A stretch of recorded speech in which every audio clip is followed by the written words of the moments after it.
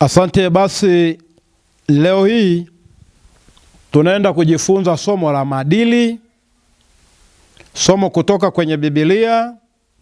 Mahali penyewe tulipo ni Matai Kalambo, Kanisa la Asilia Tanzania. Anayeongea huyu ambaye ndo anabeba semina si mwingine ni Richard Gerald Kamangale, muasisi wa Kanisa la Asilia Tanzania.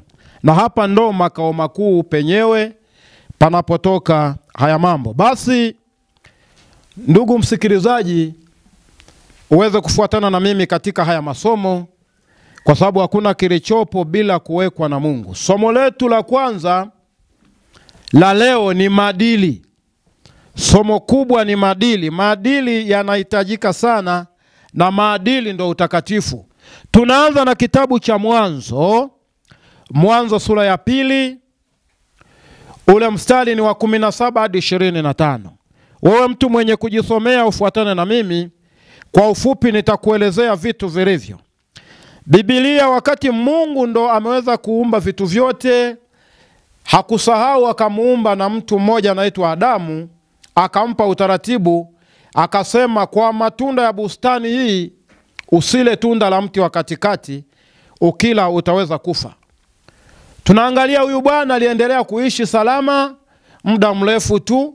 Baadaye Mungu akaona ni jambo jema huyu bwana sikae peke yake, akamfanyia msaidizi wa kufanana naye. Huyo msaidizi akamuumba ambaye jina lake aliitwa Eva. Huyu Eva alikuwa ni msaidizi wa ndugu yetu, mzazi wetu Adamu. Sasa kwa kuwa akiwepo pale Edeni wamekuwa watu wawili, Biblia kwenye Mwanzo 3 mstari ule wa 6 anatuambia yule nyoka alikuwa ni kiumbe mwelevu. Kwanza mstari wa kwanza, nyoka alikuwa kiumbe mwelevu. Ule mstari wa 6 anamdanganya mwanamke, anachukua tunda anakula, anampa na mume wake naye anakula. Ghafla wanajikuta wote wako uchi, maana yake utukufu wa Mungu unawaondokea. Wakawa wameingia katika hali ya kutenda dhambi. Kwa hapo ukifuatilia sana utakuta inabidi mwanaume kuwa makini sana kwa upande wa agizo la Mungu na maadili ya Mungu. Hawa watu walivyokuwa sasa wamebaki uchi.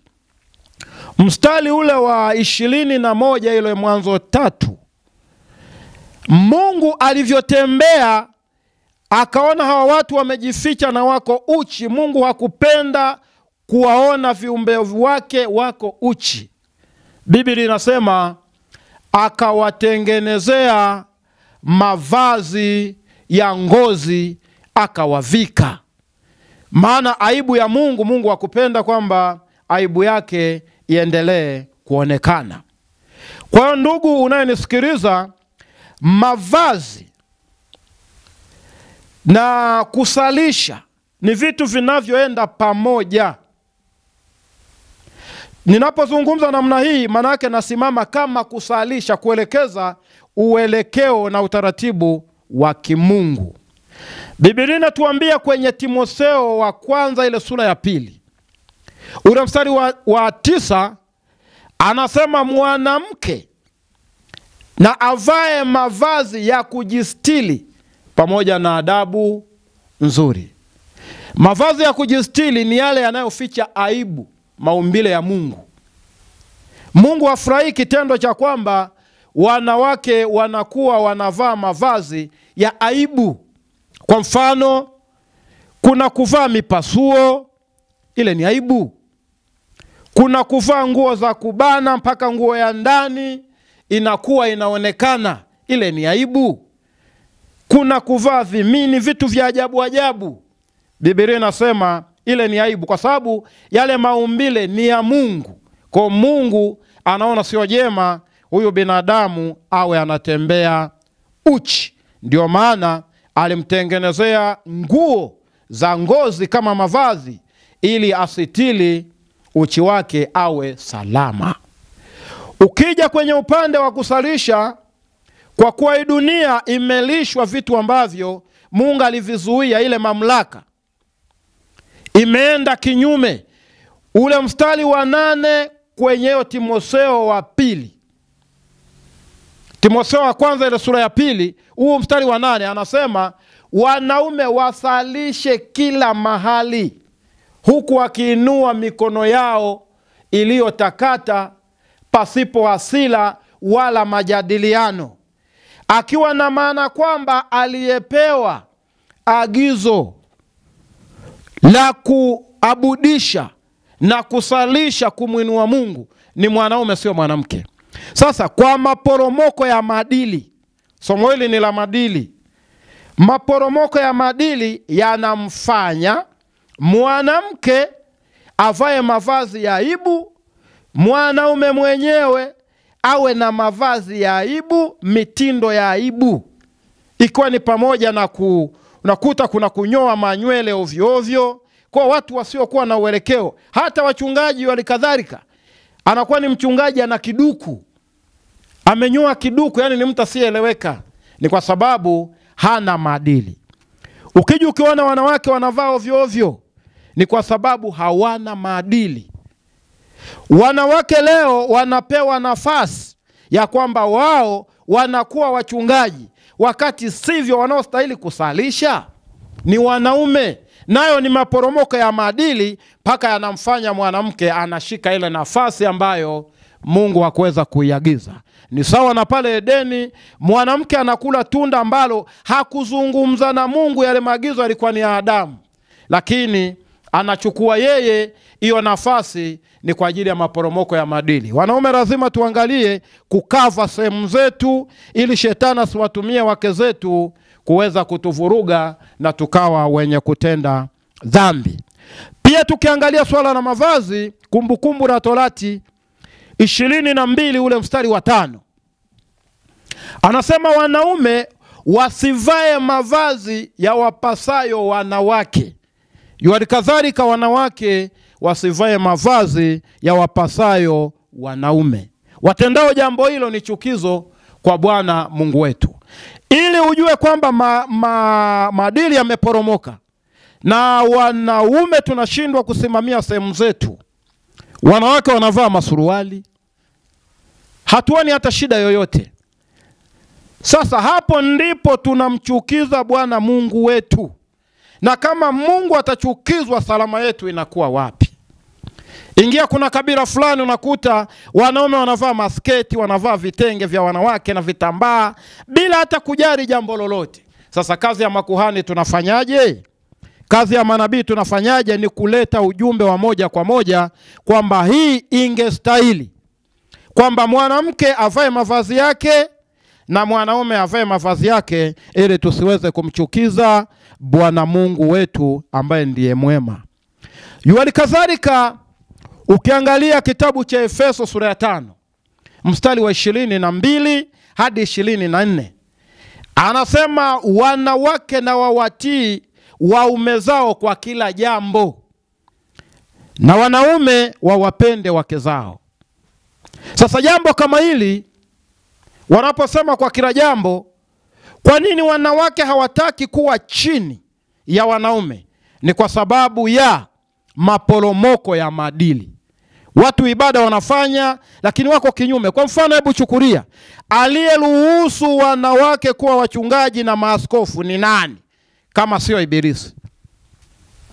Wachungaji tunajisahau, manabii tunajisahau, mitume tunajisahau, walimu tunajisahau, tunafuata tamaa zetu wenyewe, tunaporomosha maadili.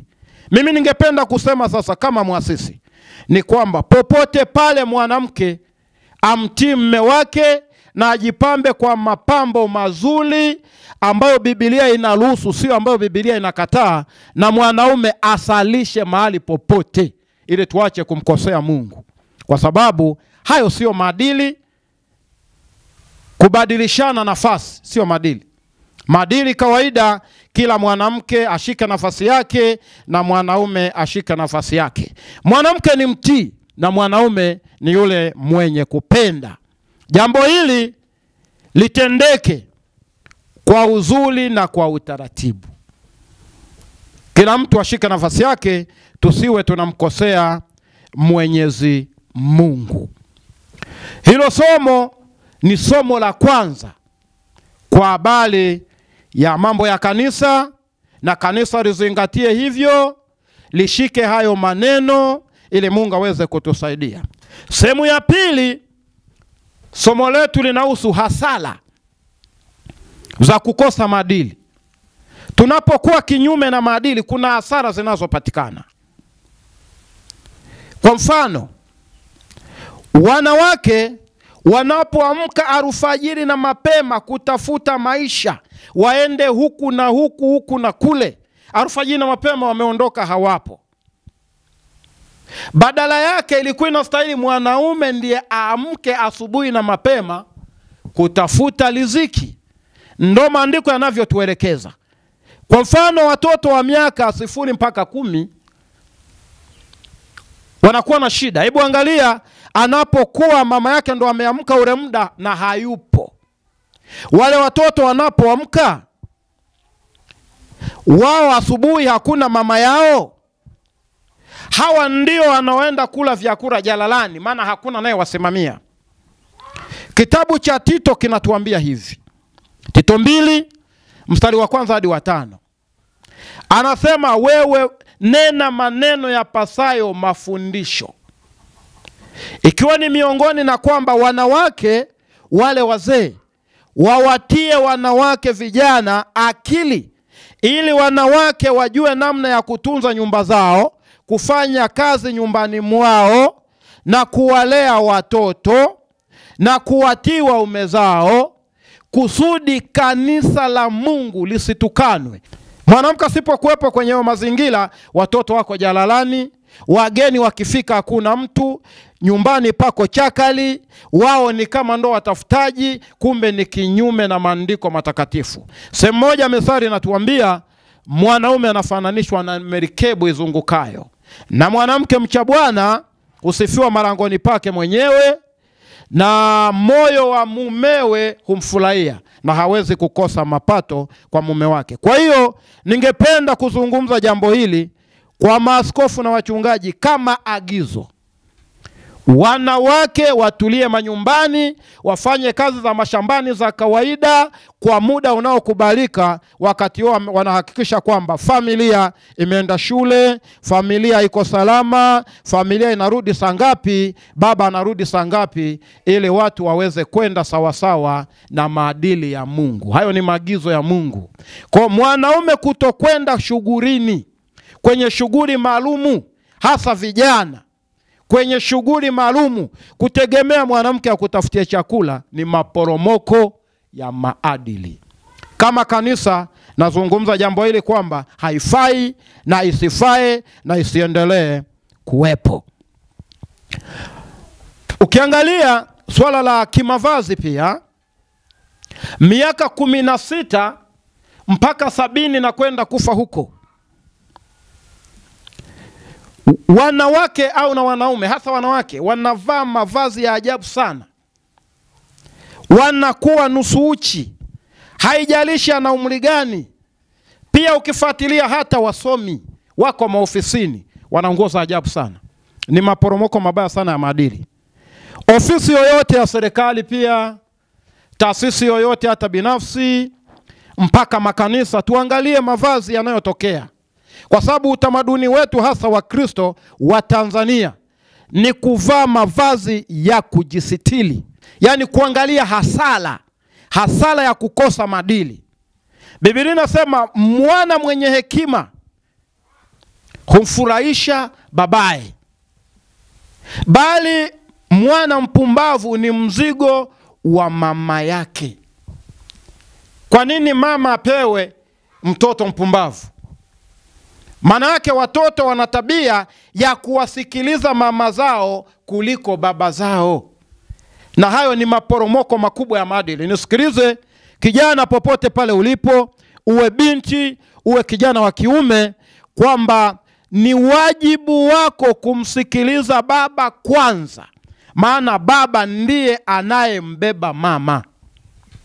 Acha mawazo yale ya kupinda unakuwa kwa mama, ila baba unambeza unakuwa pembeni.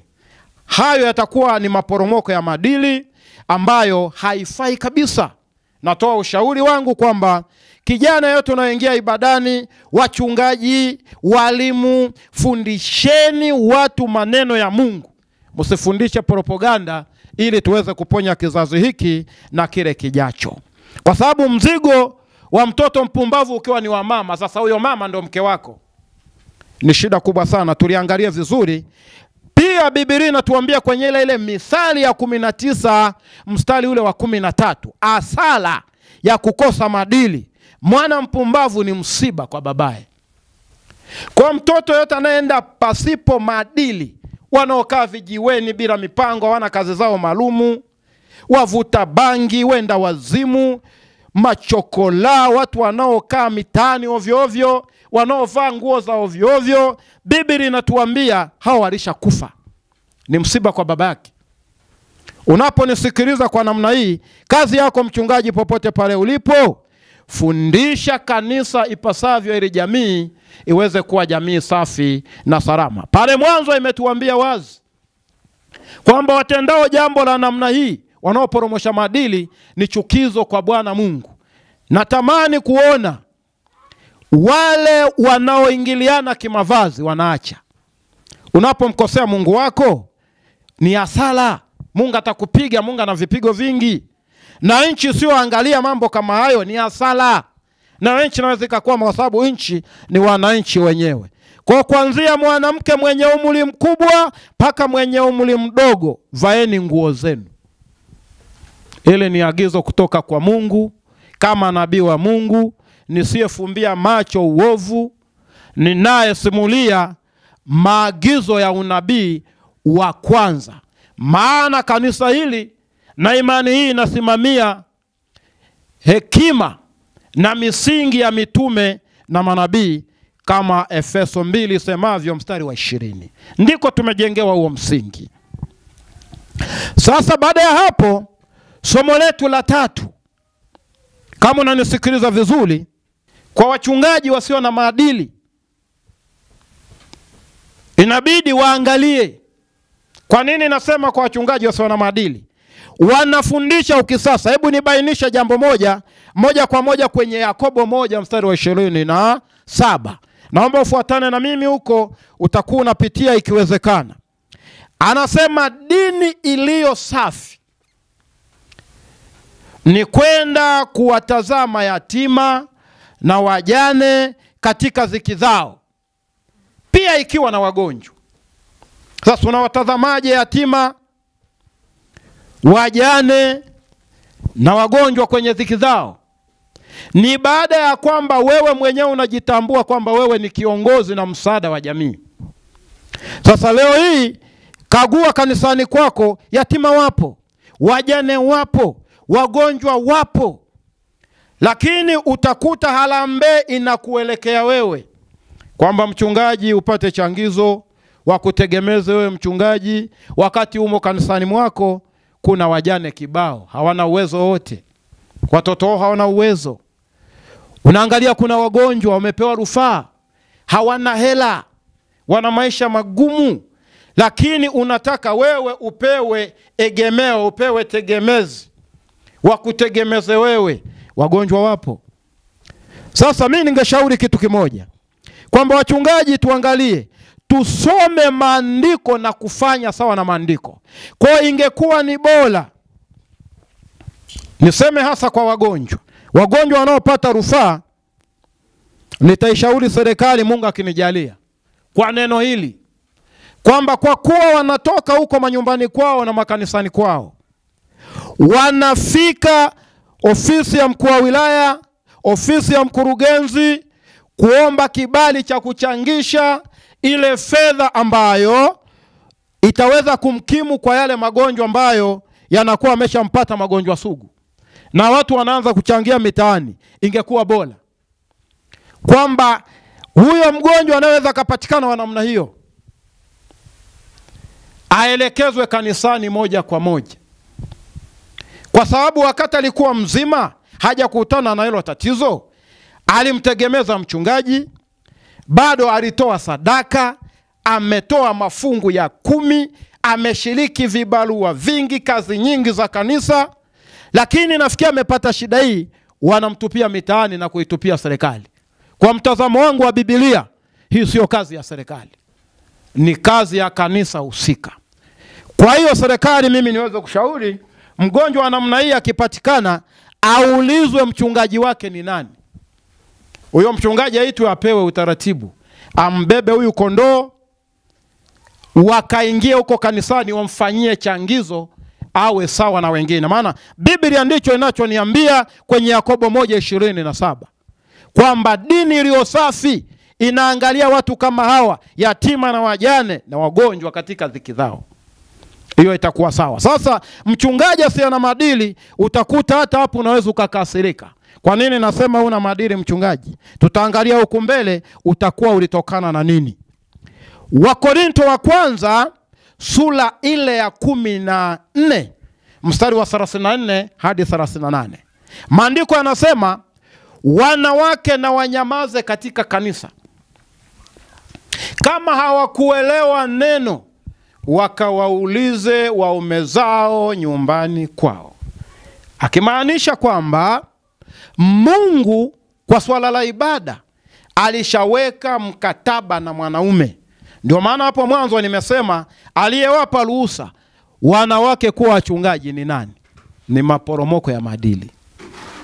Aliyewapa ruhusa wanawake kuwa maaskofu ni nani? Ni maporomoko ya maadili.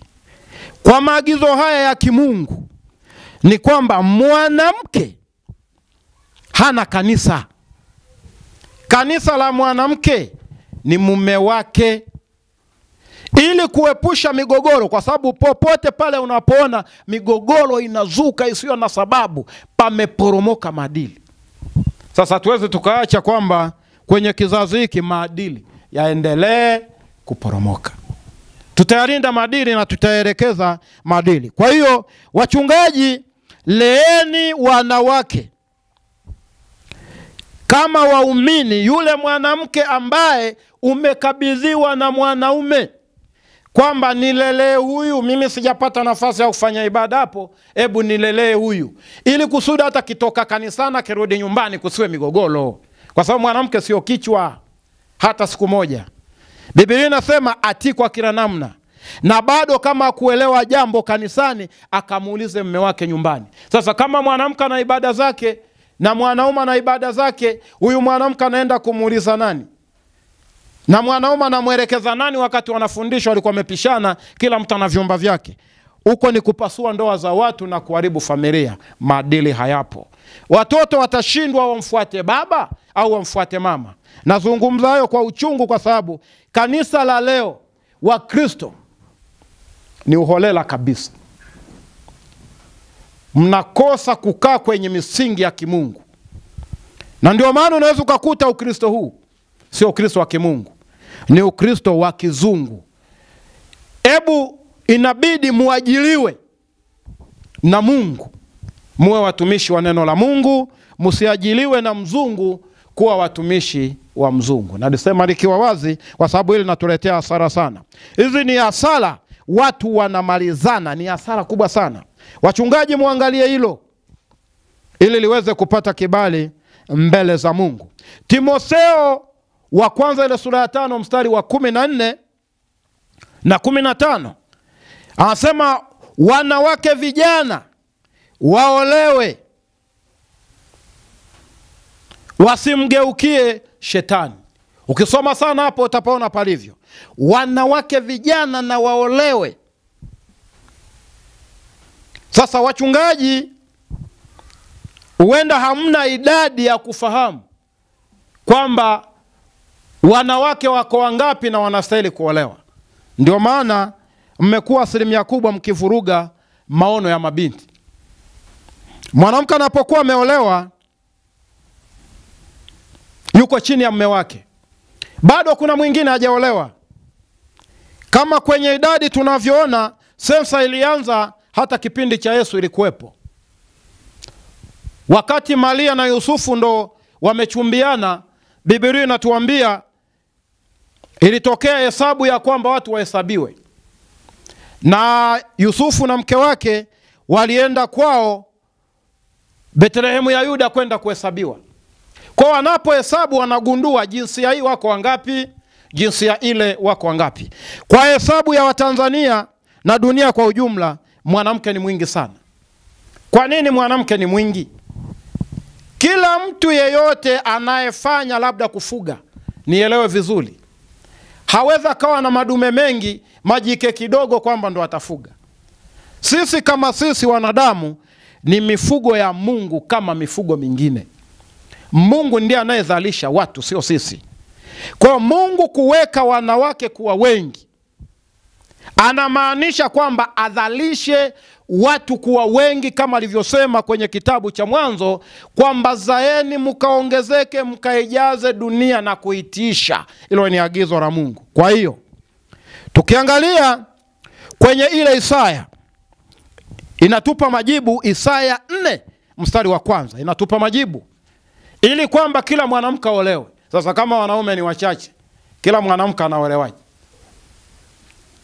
Sasa hapo Mkristo sasa moyo wako unaanza kurukaruka kwamba huyu bwana anamtumia shetani au nini? Mimi sikuandika haya. Kazi yangu ni kuyafuata maandiko ili kuponya kizazi hiki na kijacho, kila mtu apate haki yake. Isaya 4 mstari wa 1 anasema, natazama wanawake 7 wakamwendea mwanaume mmoja, tafadhali tuitwe kwa jina lako, utufutie aibu. Tutakula vya kwetu, tutavaa mavazi yetu, maadamu tuitwe kwa jina lako uweze kutufutia aibu. Sasa hapo mtu uliye na elimu, mtu uliye na ufahamu, unayesoma maandiko, unamuelewa Mungu ni nani, una roho Bwana, unakuwa umeshaelewa kwamba wanawake ni wengi na kila mwanamke anastahili kuwa chini ya mwanaume, na heshima ya mwanamke ni kuwa na mwanaume, aitwe kwa jina la mwanaume ili afutiwe aibu. Wanaposema yule ni mke wa fulani, anaogopwa, anakuwa ni mtu wa kuheshimiwa. Kwa hiyo kuanzia wake hao ambao Biblia inasema 7 wangapi, mwanaume anaweza kawamiliki kwa sababu za msingi. Tunamwangalia Ibrahimu, alikuwa na mke wake Sara. Wakati Sara ana ujauzito, Sara akamshauri, akasema ingia kwa ajili mjakazi wetu. Akaanza kuwa na watoto wa kina Ishmaeli. Baadaye Sara akafa, akamuoa Ketula ajili akiwepo. Biblia inaniambia na masulia wengi.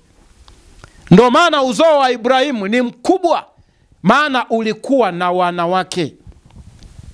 Sio lazima, lakini hiali sio kuwa na sheria. Biblia yenyewe inaruhusu kuwa na wake wengi. Inaruhusu kabisa kwa sababu zako za msingi. Aidha sababu za kiuchumi. Unawekeza huku na huku, sasa unamweka mtumwa wako mmoja akufanyie shughuli kule mbali kule, anapola mali yako na haribu mali ya kizazi chako. Angekuepo mke wako kule na watoto, mimi naamini wangelinda hiyo mali. Ndivyo wafalme wa kwanza walivyoweza kuishi, na mitume pia waliishi hivyo, manabii waliishi hivyo, lakini kizazi cha leo tumepotea hapa katikati. Kwa maagizo ya Mungu na masomo haya, narudisha kizazi cha zamani kwamba kiweze kukaa kwenye huo mfumo, na Mungu aweze kubariki.